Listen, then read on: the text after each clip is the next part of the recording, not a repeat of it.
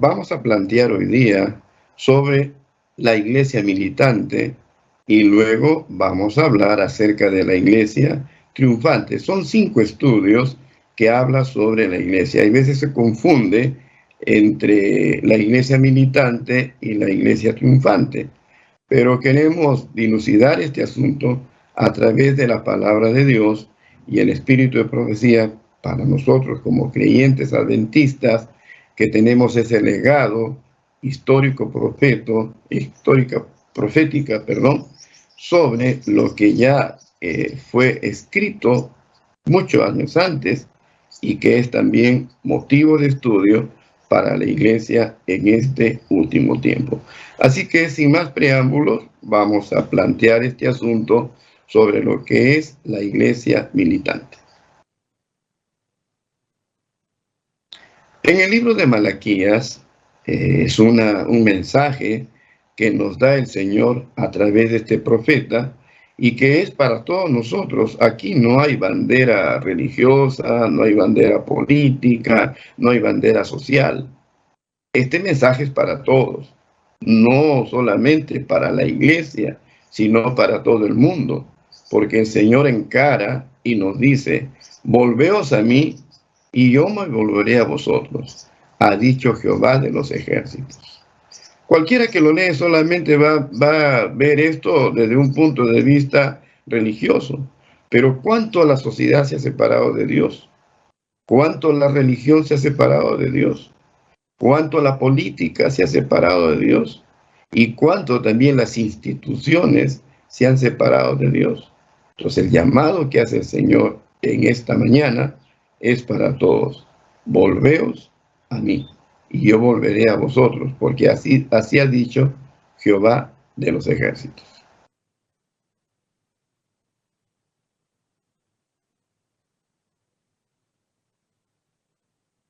Continuando con lo que nos dice Malaquías, ahora el Señor ya de una manera especial habla a un cierto grupo que Dios lo considera como algo especial, según Isaías. En el mensaje de Jeremías que hemos visto anteriormente, es un mensaje universal, es un mensaje que es para todos. Pero acá ahora sí Isaías habla ya directamente. Acontecerá en aquel tiempo que los que hayan quedado de Israel y los que hayan quedado de la casa de Jacob nunca más se apoyarán en que los hirió, sino que se apoyarán con verdad en Jehová, el Santo de Israel. El remanente volverá, el remanente de Jacob volverá al Dios fuerte. Vez tras vez, este texto de Isaías se ha aplicado en los diferentes sucesos históricos que le ha tocado vivir al pueblo de Israel. E inclusive se ha tomado este texto para poder dar fuerza al mensaje de los sionistas, ¿no? Cuando en 1848 Israel vuelve otra vez a tomar posesión del territorio que le pertenecía. Pero si nosotros podemos ver aquí, no se trata de un contexto político-militar, se trata de un contexto netamente religioso. Habla, dice, los que hayan quedado de Israel, los que hayan quedado de la casa de Jacob, ya no se apoyarán más en los que los hirió, o no se apoyarán más en temas extraños, sino en la verdad que es en Jehová, el Santo de Israel. Ahora ya no habla de Israel, ya no habla de Jacob, habla que de ese Israel y de ese Jacob el remanente volverá. El remanente de Jacob volverá al Dios fuerte. ¿Y qué acontecimiento tenemos para que nosotros podamos comprender esto? El remanente que va a surgir es el remanente que dará el fuerte pregón, el último mensaje de salvación a un mundo que está prácticamente perdido, a un mundo que tiene que hacerse conocer sobre lo que es la verdad de Jehová, el Santo de Israel. Entonces, el remanente que está surgiendo en estos momentos, el Señor los está preparando, los está capacitando para esta obra mundial, porque el fuerte pregón no va a ser de un punto localista, sino va a ser universal.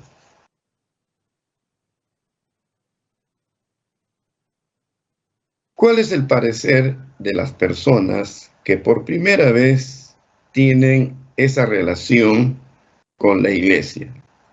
Se les invita a la iglesia, se les invita a tener esa comunión, ¿no?, fraternal en la iglesia.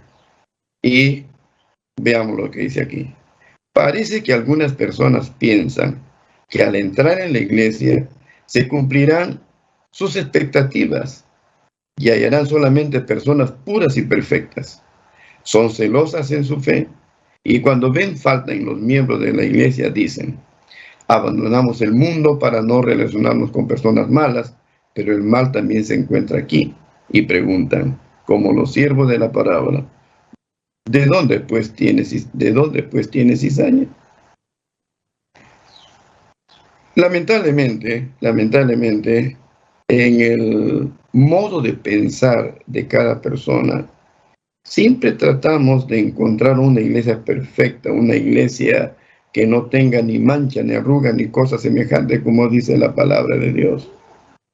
Dios tiene una iglesia, pero en esa iglesia vamos a encontrar también trigo y cizaña.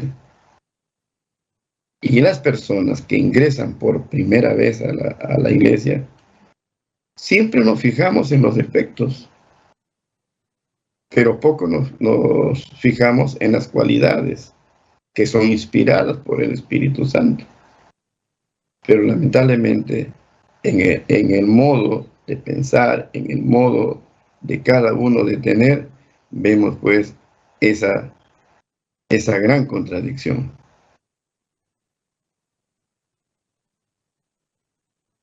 Ahora, el consejo que se le da a esas personas, pero no necesitamos desilusionarnos de esta manera, ¿no?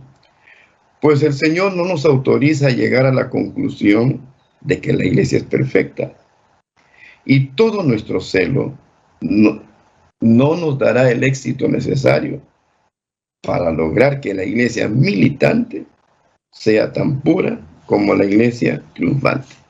El Señor nos prohíbe proceder de manera violenta contra los que pensamos que yerran y no hemos dispensar excomuniones, denuncia contra los que son defectuosos. Entonces, el consejo que se nos da aquí es muy hermoso, ¿no? No vamos a pensar que la iglesia militante sea pura, así como va a ser la iglesia triunfante. Nos prohíbe también que no actuemos de un proceder contrario a lo que el Señor nos ha enseñado, teniendo pues una especie de excomunión contra aquellos que yerran mal o denunciarlos porque hacen mal. Ellos necesitan mucho de nosotros. En primer lugar, están conociendo recién el Evangelio de Cristo en su pureza. Tal vez hayan venido de otras situaciones y necesitan pues hacerse conocer. Estamos hablando por las personas que recién están integrando a la iglesia y que es la iglesia también militante.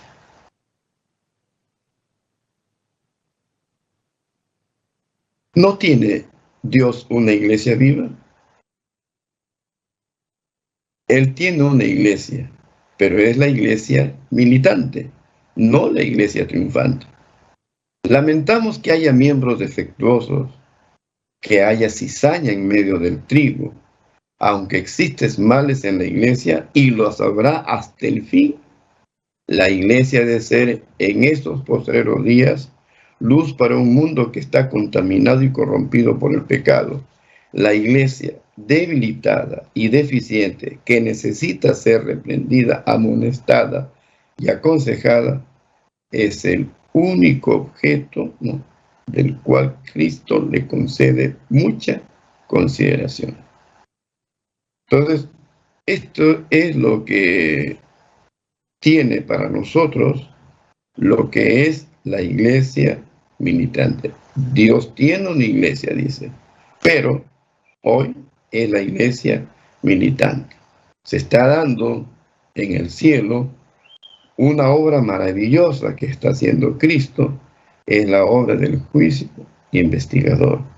Cuando termine este juicio con la iglesia militante, entonces ahí recién se va a conocer quiénes formarán la iglesia triunfante. Lo que nos decía tanto Malaquías como Isaías, ese remanente que se está prácticamente escogiendo para hacer la obra final en este último tiempo.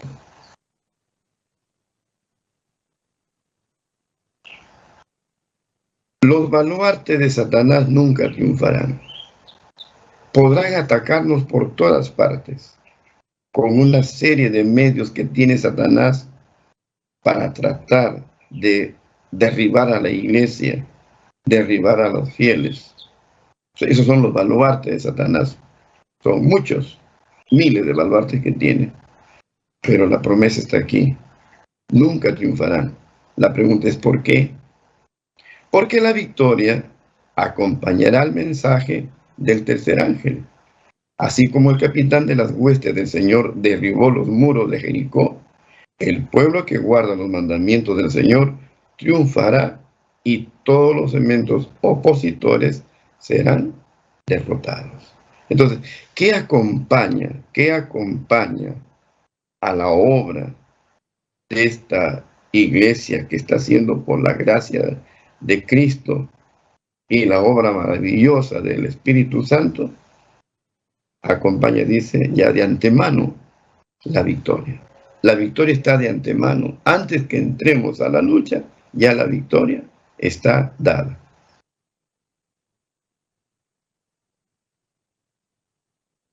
Ahora dice, pero en la iglesia van a ocurrir divisiones. Se van a formar dos grupos, que esos grupos ya están formados. El trigo y la cizaña crecerán juntos hasta el momento de la cosecha. Hay dos grupos en la iglesia hoy.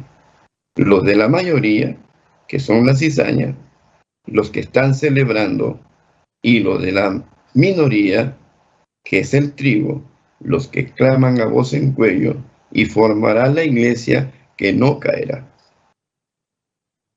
Entendido esto, entonces ahora sí podemos nosotros ver, tanto en lo que dice Mensajes Selectos, tomo 2, página 130, y reflejemos a Jesús 218, la consideración que en la iglesia habrá trigo y cizaña, se nos explica bien en lo que dice, reflejemos a Jesús, ¿no? La cizaña es la mayoría, son los que celebran, ¿no? Los que celebran las caídas, los que celebran derrotas, los que celebran muchas cosas, defectos que pasa entre los miembros de la iglesia, lo celebran como si fuera con gran regocijo, con gran jolgorio. Pero la minoría son los que claman la voz en cuello, son los que lloran por los pecados que se cometen en la iglesia y son los que con angustia claman a Dios que Él pueda remediar esta situación. Esa es la iglesia que no caerá. Ahora, frente a estas dos iglesias podemos ver que hay dos influencias opositoras que se ejercen continuamente sobre los miembros de la iglesia. Una influencia trabaja para la purificación de la iglesia y la otra influencia trabaja para la corrupción del pueblo de Dios. Entonces, con lo que anteriormente hemos visto, podemos ver aquí la influencia opositora. Una, la que trabaja para la purificación de la iglesia, es lo que representa el trigo, es la iglesia que nunca caerá. pero la que trabaja para la corrupción del pueblo de Dios es la iglesia representada por la cizaña y que también representa la mayoría. Ahora, pero en los días de la purificación de la iglesia se están apresurando rápidamente, ¿no? Entonces, estamos hablando de la primera, de la purificación de la iglesia, es decir, cómo Dios está trabajando en los que son trigo en la iglesia. Pero en los días de la purificación de la iglesia se están apresurando y rápidamente, y Dios tendrá un pueblo puro y verdadero. En el poderoso zarandeo que pronto ocurrirá, estaremos mejor capacitados para medir la fortaleza de Israel. Entonces, ahí está la obra que está haciendo el Señor. Está purificando a la iglesia, purificando a la iglesia. ¿Por qué purifica a la iglesia? Porque va a venir un poderoso zarandeo que pronto ocurrirá. Pero el Señor también nos está capacitando para esto, para que se mida la fortaleza de Israel contra la fuerza opositora, que también están ellos haciendo sus estudios, sus formas de cómo hacer caer a la iglesia.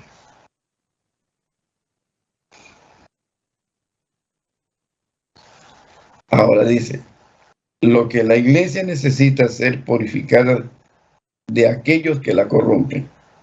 Debe encenderse el espíritu de reforma entre nosotros, y esta clase debe convertirse o ser separada de la iglesia.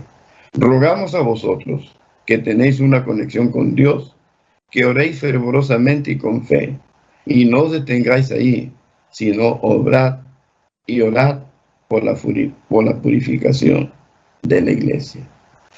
Ruegos, súplicas y muchas cosas que se hacen para que aquellos que están obrando mal puedan volver al Señor, como el llamado de Malaquías, volveos a mí, dice el Señor. Pero si estos ya no quieren hacer esta obra de volver al Señor, de poder hacer, como dice aquí, no se enciende el espíritu de reforma entre ellos, y esta clase no quiere convertirse, entonces, lamentablemente, serán separadas de la iglesia. No por la iglesia, sino Dios mismo hará esta separación. Estos días presentes, estamos hablando este año 2024, estos días presentes exigen hombres y mujeres que posean un propósito moral firme, que no permitan que ninguna influencia no santificada los amolde ni domine. Por la gracia de Cristo, tan libremente otorgada, tales personas lograrán perfeccionar un carácter cristiano. Hace poco hemos pasado nosotros una prueba muy grande a nivel mundial, y no solamente nosotros, sino todo el mundo, ¿no? La prueba sobre la pandemia del COVID-19, en donde prácticamente paralizó el mundo. Y en esos días que estábamos nosotros de pandemia, año 2021, que todo lo hemos vivido, vimos cómo el Señor mostró su gran propósito para la iglesia en este último tiempo, del cumplimiento de Malaquías, en donde dice, Él volverá el corazón de los padres y a los hijos, y el corazón de los hijos a los padres.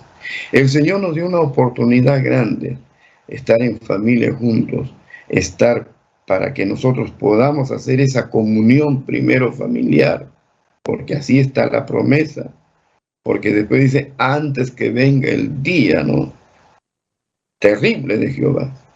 Tenía que darse eso, y Dios dio esa oportunidad.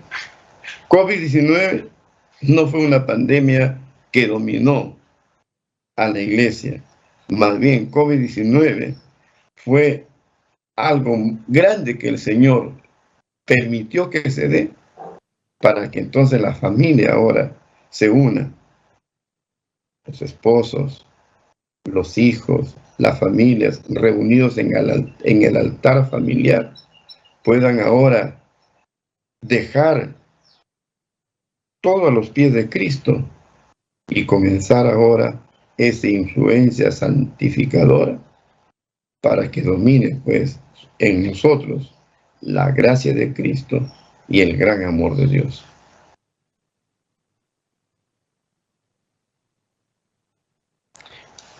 Pero también cómo lo llama el Señor a estos días. Así como estos días presentes, Dios llama a la purificación de la iglesia, pero también lo llama a estos días de peligro. ¿Por qué? Dice, manifestaremos menos devoción a la verdad de Dios y menos ferviente lealtad a su ley que en años pasados. Las mismas circunstancias que Cristo declaró que existirían antes de su segunda venida en poder y gloria, se ven ahora. La impiedad prevaleciente tiende a paralizar y aún a destruir la verdadera piedad. Entonces, ¿cuál es la causa de la parálisis, ¿no?, y destrucción de la verdadera piedad que se está dando en el mundo? Es la impiedad.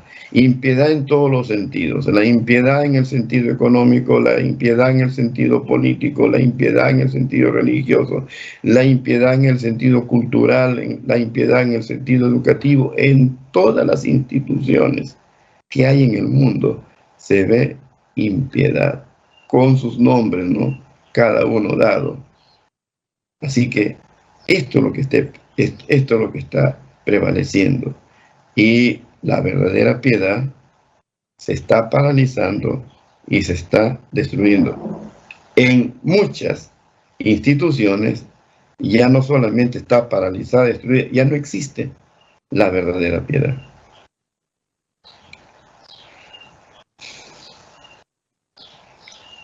Pero esta es precisamente la época cuando el oro de la integridad cristiana resplandecerá con brillo mayor en contraste con la escoria de la hipocresía y de la corrupción. Aquí ya nos detalla en una forma más específica la pluma inspirada de lo que hemos visto anteriormente acerca de la impiedad. Entonces, ¿cómo lo llama a la impiedad? La escoria de la hipocresía y de la corrupción, que es lo que se está dando.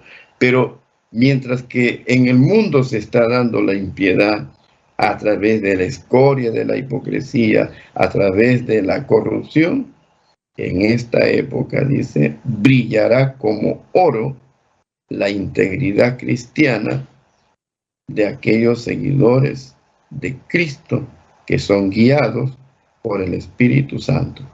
Ahora es el momento en que los elegidos de Cristo deben manifestar su devoción y servicio, el momento en que todos sus seguidores deben dar su testimonio más noble en favor de su Maestro, manteniéndose firmes contra la corriente del mal que prevalece. Entonces, ¿cuál es esa corriente del mal? La corriente del mal se llama impiedad, escoria de la profecía, de la hipocresía, perdón, y la corrupción.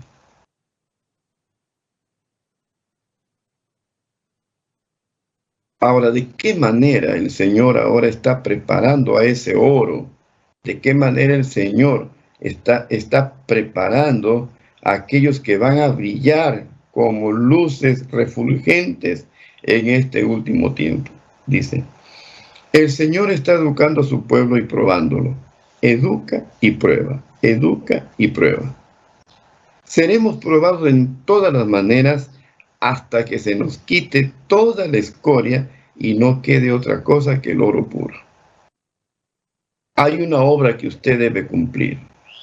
Debe poseer una profunda humildad de alma y luchar contra el yo y la voluntad inflexible, o sin duda será atrapada por el enemigo. Seremos probados de todas maneras hasta que toda la escoria y el metal vil desaparezcan y solo quede oro puro. Esta obra tiene que hacerse antes que nos toque nuestro juicio. Antes. porque es la única manera que nosotros podemos comparecer ante Dios sin ninguna escoria. Si hay una pequeña escoria en la vida de cada cristiano, lamentablemente será desaprobado. Pero si hay oro puro, ¿no?, como el consejo que da nuestro Señor en el libro de Apocalipsis capítulo 3, yo te aconsejo que de mí compres el oro puro. Entonces, ¿cómo se compra ese oro puro? Entregando todo lo que nosotros tenemos, que es la impureza, nuestra hipocresía, nuestro yo, nuestro orgullo, nuestra suficiencia propia. Con eso nosotros podemos ahora hacer ese trueque, ese canje, ¿no?, del oro que nos ofrece el Señor y toda la vileza que hay en nuestro ser, para que ahora sí el Señor coloque en nuestro corazón ese corazón puro, perfecto, de su Hijo amado.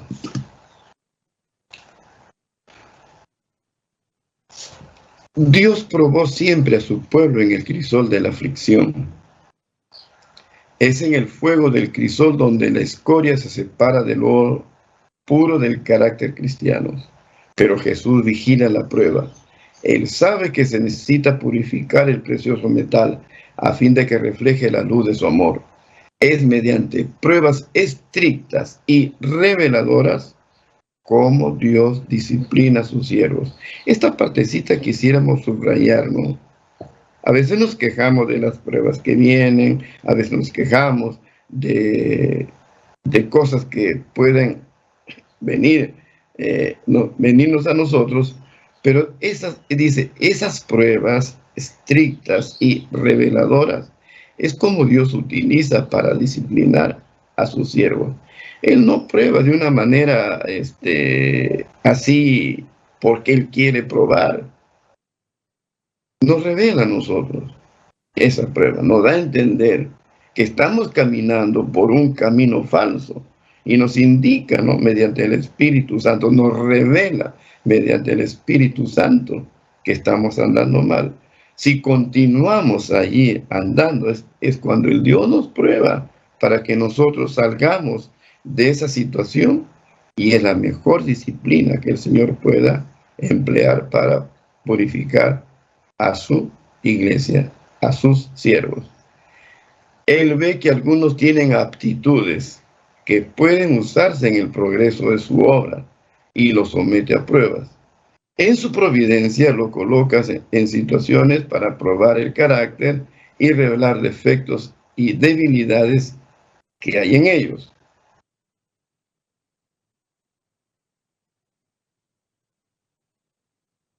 Continuemos.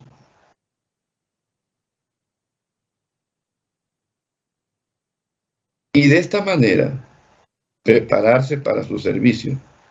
Les muestra sus propias debilidades y les enseñan a depender de Él, pues Él, Cristo, es su única ayuda y salvaguardia. Así se alcanza su propósito. Son educados, adiestrados, disciplinados y preparados para cumplir el gran propósito para el cual recibieron sus capacidades. Cuando Dios los llama a obrar, están listos y los ángeles pueden ayudarles en las obras que debe hacerse en ese momento. Son 4 cosas, ¿no?, que debemos rescatar de aquí: educar, adiestrar, disciplinar y preparar. Mediante estos 4 puntos interesantes que Dios utiliza, entonces Él está cumpliendo su gran propósito para el cual recibieron esas capacidades.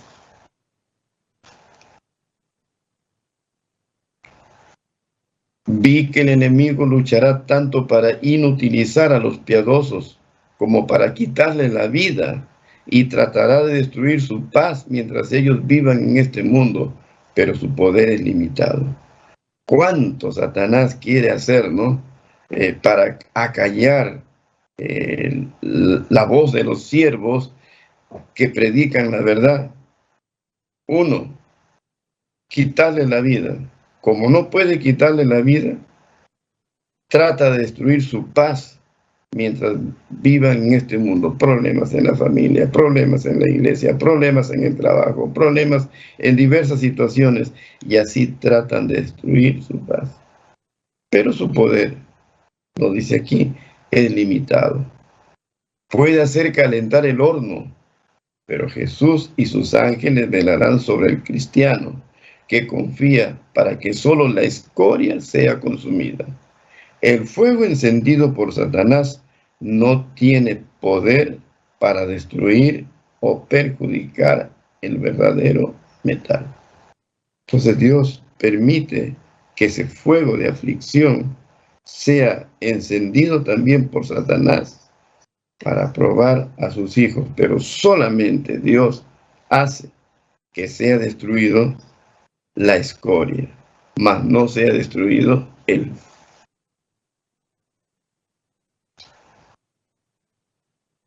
Entonces, ¿qué se nos aconseja? Dice, es imposible cerrar toda puerta de acceso a Satanás, es imposible. Pero es privilegio de cada familia vivir de tal manera que Satanás no pueda aprovecharse de nada que digan o hagan sus miembros para perjudicarse unos a otros. Cada miembro de la familia debe tener presente que cada uno de ellos tiene tanto que hacer como los demás para resistir a nuestro astuto enemigo. Y con fervientes oraciones y fe inquebrantable, cada uno debe confiar en los méritos de la sangre de Cristo y pedir así su fuerza auxiliadora que nos da. ¿Para qué? Vamos a ver.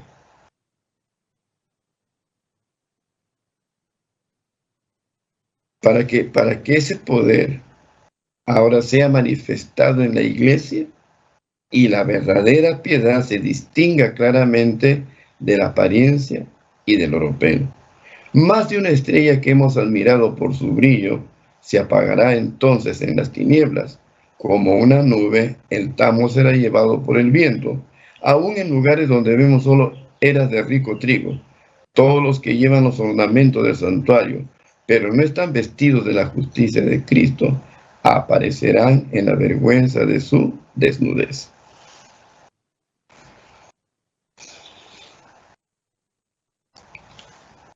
Ahora veamos cómo el Señor va a hacer esta obra, ¿no? Dice, si puedes colocar en el anterior, por favor, la letra más pequeña en la diapositiva. No, ahí no me espera un ratito. En ese tiempo, en el tiempo que está hablando, está hablando del servicio cristiano que fue escrito hace 100 años. En ese tiempo, en el tiempo que estamos viviendo actual, el oro será separado de la escoria en la iglesia. El oro será separado de la escoria en la iglesia. La verdadera piedad se va a distinguir claramente del oro y del oropel. Más de una estrella que hemos admirado por su brillo se apagará en las tinieblas. Y vamos a ver ahora cómo hará este trabajo el Señor. Miremos la otra diapositiva. Dice, sin embargo, hay hombres que recibirán la verdad y ocuparán los sitios que dejen vacíos los que se consideren agraviados y abandonen la verdad. Primera consideración de la obra. Muchas personas nuevas van a recibir esta verdad, la verdad del mensaje cristocéntrico, y van a ocupar los sitios que dejen vacíos los que se consideren agraviados y abandonen la verdad. Su lugar será ocupado por hombres de verdaderos principios cristianos que llegarán a ser mayordomos fieles y dignos de confianza, que presentarán la palabra de Dios en su sencillez y en su marco verdadero. A esas clases de personas Dios está trayendo a la iglesia para ocupar el lugar de aquellos que siempre se sienten agraviados por algo, ¿no? se quejan de todo, se malhumorean de todo y se sienten lo más, las personas más agraviadas y dicen, mejor me voy. Y ellos mismos deciden salir de la iglesia. Ahora el segundo punto. El Señor obrará, Él va a obrar de tal manera que los desconformes se separarán de los fieles. Los agraviados abandonan la verdad. Los desconformes se separarán de la iglesia. Pero las filas no se reducirán. Los que son firmes y fieles cubrirán el vacío dejado por quienes se disgusten y apostaten. 4 clases de personas que hay prácticamente en la iglesia. Los que siempre andan quejándose porque se sienten agraviados. Los que siempre andan quejándose por lo que se sienten desconformes. Y los que siempre se disgustan por cualquier cosa. Y por último, estos agraviados, estos desconformes y estos que se disgusten, al final apostatan.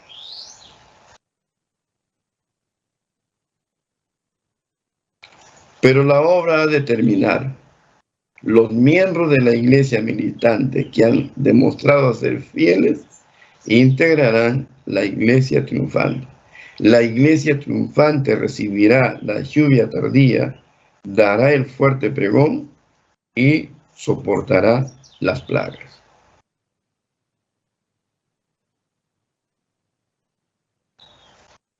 Una recomendación para nosotros.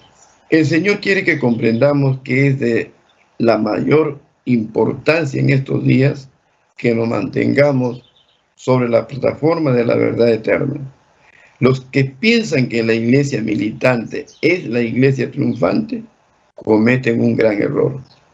La iglesia militante obtendrá grandes triunfos, pero también tendrá fieros conflictos con el mal para poder establecerse firme sobre la plataforma de la verdad eterna.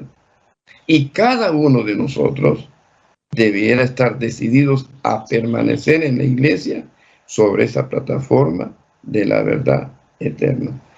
Eso es lo que el Señor quiere que comprendamos, hermanos. Queridos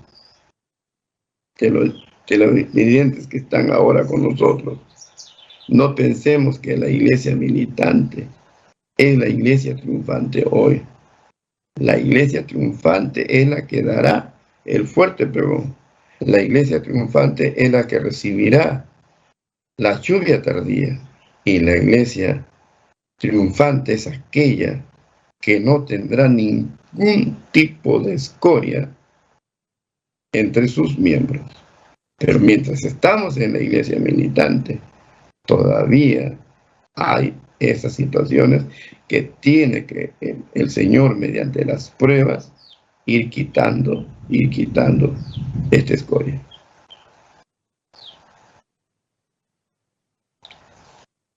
Un ejemplo de esto es nuestro Señor Jesús.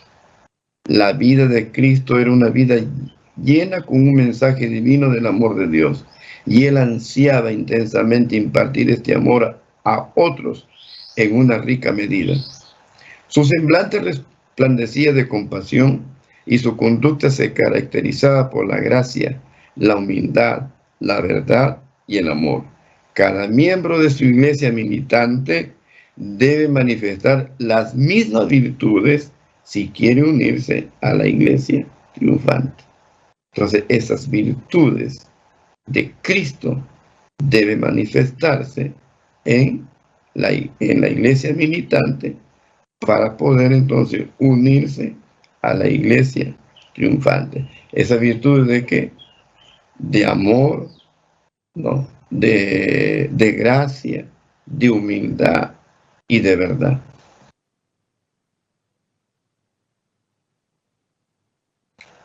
¿Por qué? Porque la iglesia es la agencia de Dios para la proclamación de la verdad, facultada por Él para hacer una obra especial. Y si le es leal y obediente a todos sus mandamientos, habitará en ella la excelencia de la gracia divina. Si manifiesta verdadera fidelidad Si honra al Señor Dios de Israel, no habrá poder capaz de resistirle. Eso es lo que quiere hacer Dios con la iglesia militante, para que sea la iglesia triunfante.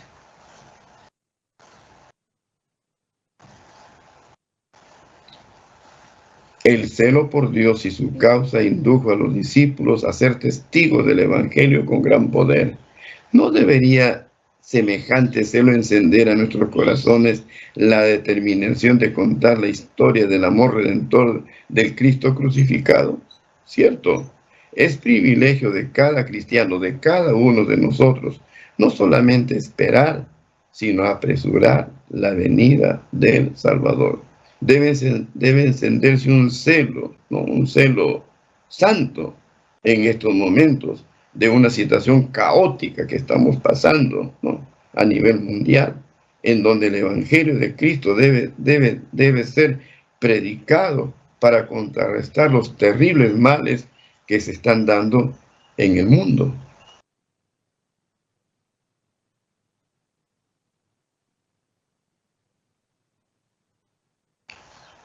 Si la iglesia estuviese dispuesta a vestirse con la justicia de Cristo, apartándose de toda obediencia al mundo, se presentaría ante ella el amanecer de un brillante y glorioso día. La promesa que Dios le hizo permanecerá firme para siempre. La hará una gloria eterna, un regocijo para muchas generaciones. La verdad, pasando por alto los que la desprecian y rechazan, triunfará. Aunque a veces ha parecido sufrir retrasos, su progreso nunca ha sido detenido. Cuando el mensaje de Dios lucha con oposición, Él le presta fuerza adicional para que pueda ejercer mayor influencia. Dotado de esta energía divina, podrá abrirse camino a través de las barreras más fuertes y triunfar sobre todo mal.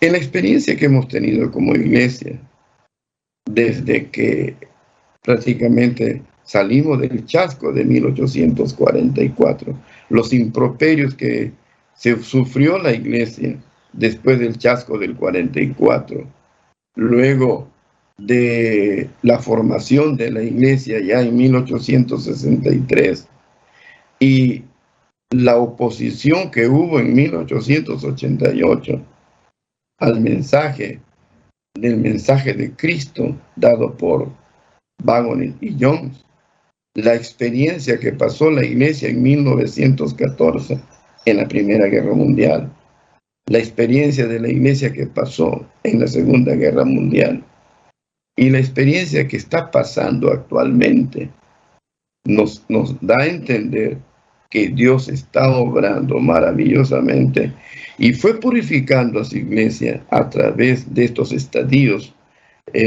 históricos y proféticos, y nos dan el legado a nosotros hoy para seguir adelante con esta obra maravillosa y tener, ¿no?, en ese legado la victoria de Cristo, la protección de los ángeles y la obra maravillosa del Espíritu Santo en favor nuestro.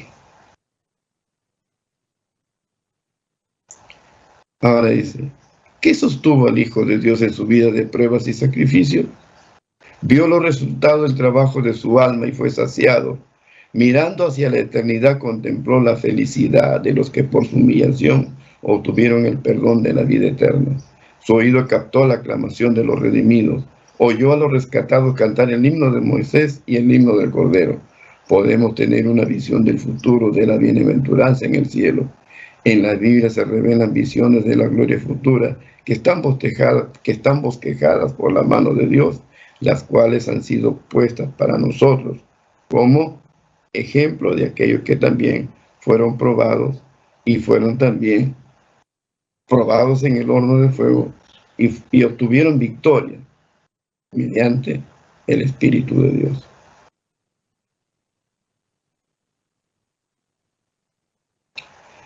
Entonces, esa obra maravillosa, ¿no?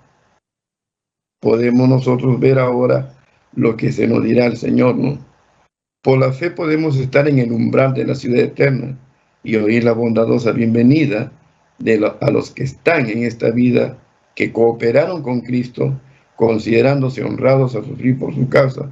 Y cuando Él exprese estas palabras, venid bendito de mi Padre, pondrán sus coronas a los pies del Redentor, exclamando, el Cordero que fue inmolado es digno de tomar el poder, riqueza y sabiduría, fortaleza y honra y gloria y alabanza al que está sentado en el trono y al Cordero. Sea la bendición y la honra y la gloria y el poder para siempre jamás. En ningún momento el redimido, por más que alcance la vida eterna, por más que alcance la victoria, por más que alcance todo ese privilegio de estar allí en el cielo, en la tierra nueva, jamás él podrá decir, yo lo conseguí.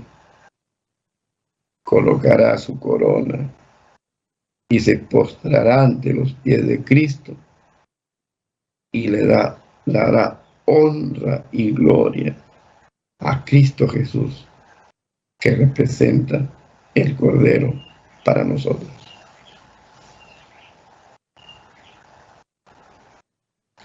Allí los redimidos darán la bienvenida a los que condujeron al Salvador, y todos se unirán para alabar al que murió para que los seres humanos pudiesen tener la vida que se mide con la vida de Dios. El conflicto terminó.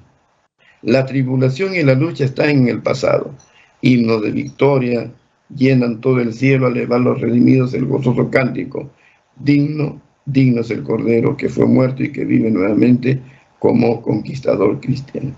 Imagínense encontrarnos con aquellas personas, ¿no?, que tal vez le dimos un folleto, tal vez le dimos un curso bíblico, tal vez lo visitamos cuando estuvo en el lecho de dolor, o lo visitamos cuando estaba en la cárcel, o lo visitamos cuando necesitaban de nosotros. Esas personas también, ¿no? También nos encontraremos con ellos, dice, y le daremos bienvenida a ellos, para los que fueron conducidos al Salvador.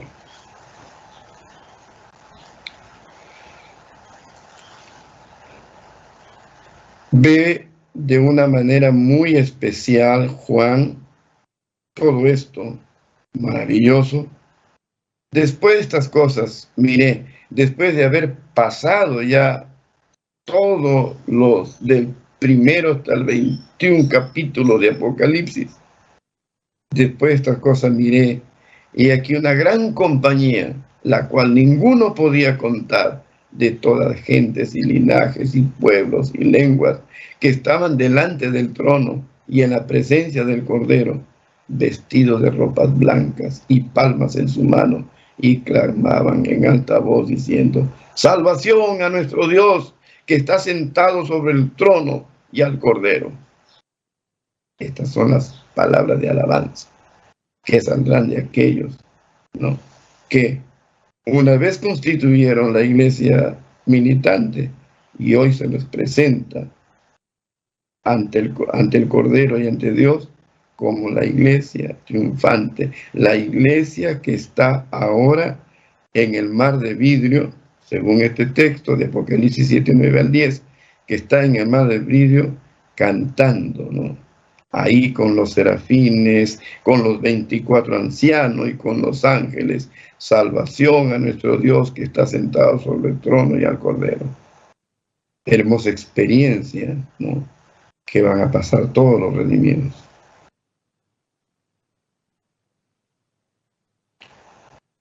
Juan pregunta, ¿y estos quiénes son? Estos son los que han venido de grande tribulación y han lavado sus ropas, los que han blanqueado en la sangre del Cordero. Por eso están delante del trono de Dios y le sirven día y noche en su templo. Y el que está sentado en el trono tenderá su pabellón sobre ellos, y no tendrán más hambre ni sed, y el sol no caerá sobre ellos, ni otro calor, porque el Cordero que está en medio del trono los pastoreará y los guiará a fuentes vivas de aguas, y Dios limpiará toda lágrima de ellos, y la muerte no será más, y no habrá más llanto, ni clamor, ni dolor, porque las primeras cosas son pasadas. Ahí, de una manera muy resumida, ¿no?, pinta el detalle más grandioso que puede darse en la comunión de los redimidos.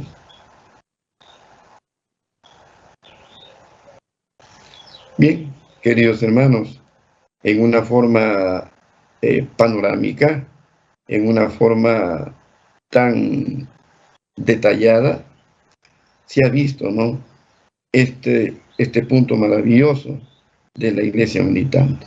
A la iglesia militante, que por la gracia de Dios va a ser la iglesia triunfante, le espera, ¿no?, cumplir esa gran obra que Cristo ha hecho, de que estemos nosotros en el mar de vidrio y que estemos nosotros también gozando de las hermosas expectativas de ese plan maravilloso que Él tiene para nosotros aquí en la tierra y también en el cielo.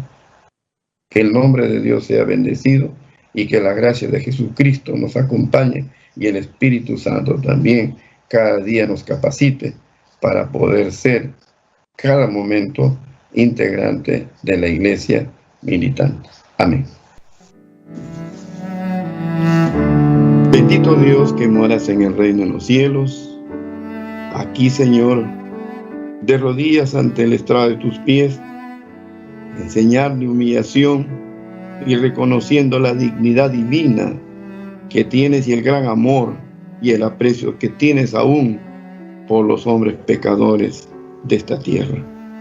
Nos acercamos a ti, Señor, para que mediante la unción de tu Espíritu Santo podamos, Señor, elegir la salvación, elegir el momento en que deseamos, Señor, que te acerques a nuestro corazón, a nuestra vida y hagas el trabajo, Señor, de purificarnos para así estar ya listos para ser parte de la iglesia triunfante.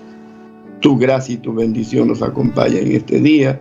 Da el sustento necesario para cada uno de los presentes, el alimento, el trabajo y todo aquello que necesitamos. Te lo suplicamos en el nombre de Jesús. Amén.